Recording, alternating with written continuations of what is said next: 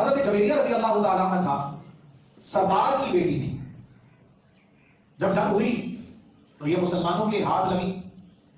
ایک انصاری صحابی ان کے تقسیم میں آئی, یہ لوٹی بن کر آئی اور ان کی حصے میں آئی. انہوں نے کہا کہ میں سردار کی بیٹی تھی, ان کا جو شوہر تھا وہ جنگ میں مر گیا, اسے جو ہے نا وہ اس کی ڈیتھ ہوئی. اس کے بعد سردار کی بیٹی ہونے کے ناطے, اب ظاہری بات ہے سردار نے نکاح بھی کسی سردار کے ساتھ کیا ہوگا, اس کے بعد مسلمانوں کے حصے میں آئی, باندھی بن کے, کنیز بن کے. انصاری صحابی سے کہا کہ میں تو شان و شوکت سے رہا کرتی تھی, میں کسی کی غلامی میں تو رہ نہیں سکتی, یا تو مجھے مار دو یا پھر مجھے آزاد کر دو. اس نے کہا, صحابی رسول نے کہا کہ ایسا کرو کہ ایک خاص پیمانہ سونے کا میرے پاس لے آؤ. انہوں نے کہا کہ میں باندھی بن کے آئی ہوں, وہ تمہیں نہیں دے سکتی.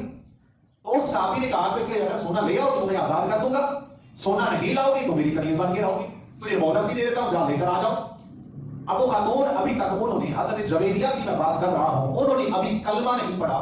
جب یہ بات سنی, اب وہ بھی لوگوں جانتی تھی, وہ بھی اس وقت کلمہ پڑھنے سے پہلے اس بات کو جانتی تھی کہ اگر اس حال میں بھی کوئی ایسا در ہے جس پر مجھے میری ذات کی سنائی ہو تو وہ در واحد وہ در ہے جو مصطفیٰ جان رحمت کا در ہے. حضور سیدی و مرشدی یا نبی کے نعرے لگانے والوں میرے مصطفیٰ علیہ السلام کے در پر حاضر ہوتی ہیں اور عرض کرتی ہیں, یا رسول اے مسلمانوں کے نبی, یہ ماجرا میرے ساتھ ہوا اور اتنا ایک اعراب سونا مجھے چاہیے, اب میرے لیے کیا حکم ہے, کیا آپ مجھے وہ سونا عطا کر سکتے ہیں؟ میرے حبیب علیہ السلام نے ان کی طرف دیکھا اور فرمایا, اس سونے کو لے کر کیا کرو گی؟ عرض کرتی ہیں, حضور میں آزاد ہو جاؤں گی. میرے حبیب علیہ السلام نے فرمایا, میں سونا بھی تجھے دے دیتا ہوں اور ایک ایسے مقام کی پیشکش کرتا ہوں کہ اگر تو میرے ساتھ, میں تجھے نکاح کا پیغام دیتا ہوں, اگر تو میرا نکاح کا پیغام قبول کر لے تو تم جس سرداری کو چھوڑ کر آئی ہو وہ تمہیں حقیر معلوم ہوگی اور میرا رب دونوں جہانوں کی سرداری تیرے نصیب میں لکھ دے گا.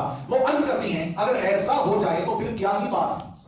میرے حبیب صلی اللہ علیہ وسلم کا نکاح کا پیغام قبول پر کرتی ہیں اور حضور کی جو میرے حبیب علیہ السلام کی زوجہ محترمہ ہے وہ شرف رب انہیں عطا فرما دیتا ہے. اب حضور کی بیوی بننے کے بعد اس قبیلے کی, اب سوال یہ پیدا ہوتا ہے, شیطان کبھی وسوسہ ڈالتا ہے نا. حضرت جویریہ کو نکاح کا پیغام دیا, آپ نے قبول بھی کر لیا.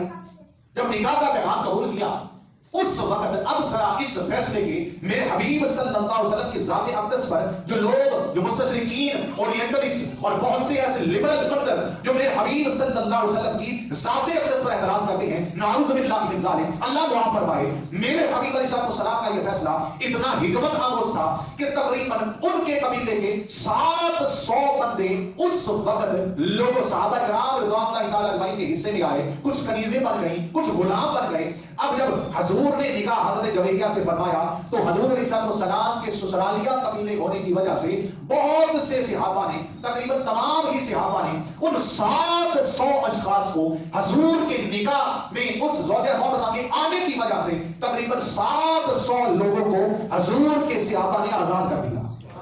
ارے لوگوں ذرا غور کرو, جب رحمت للعالمین کا ایک فیصلہ 100 لوگوں کو غلامی کی زنجیروں سے نکال کر آزادی نصیب کرتا ہے, رحمت عطا فرماتا ہے, تو پھر وہ دو جہان کے سردار جب اس دنیا میں تشریف لائے تو حضور کے ساری زندگی کے فیصلے کتنی عظمت والے ہوں گے اور وہ لوگوں کو کس طرح غلامی کی زنجیروں سے نکال کر علم و معرفت کے نور سے متعلق کروانے والے ہوں گے. جو بھی حضور کے قرآن پر عمل کر لے, مصطفیٰ کے فیصلوں کو جان لے, رب تعالیٰ نے نہ صرف دنیا میں غلامی کی زنجیروں سے اسے آزاد فرما دیا ہے بلکہ روز محشر, قبر میں بھی, روز محشر بھی, عالم حشر میں بھی رب تعالیٰ نے مصطفیٰ کریم کی رحمت کے صدقے اس کا بیڑا پار فرما دیا.